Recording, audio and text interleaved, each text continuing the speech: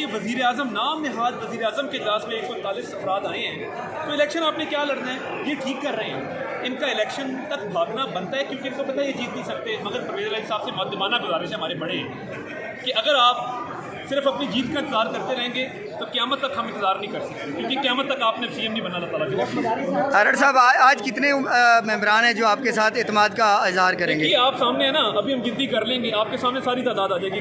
مزاری صاحب بھی اپنے ساتھ لوگ لے کر آئے ہیں۔ دیکھیے نہیں، دوست مزاری صاحب کا ایک اپنا سٹانس ہے، ہمارا سٹانس سے کوئی تعلق نہیں ہے، ہم صرف چاہتے ہیں کہ آئین اور قانون کی بالادستی ہو۔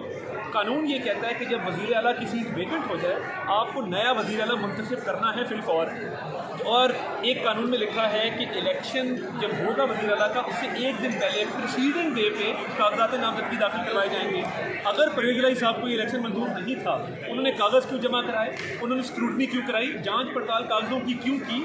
اب جب الیکشن اناؤنس ہو گیا ہے تو یہ ڈیلے کا کوئی جواز نہیں ہے، سپریم کورٹ کی ڈائریکشنز کی وائلیشن ہے۔ اچھا عطا، یہ بتائیے گا، ترجمان پنجاب اسمبلی نے کہا ہے کہ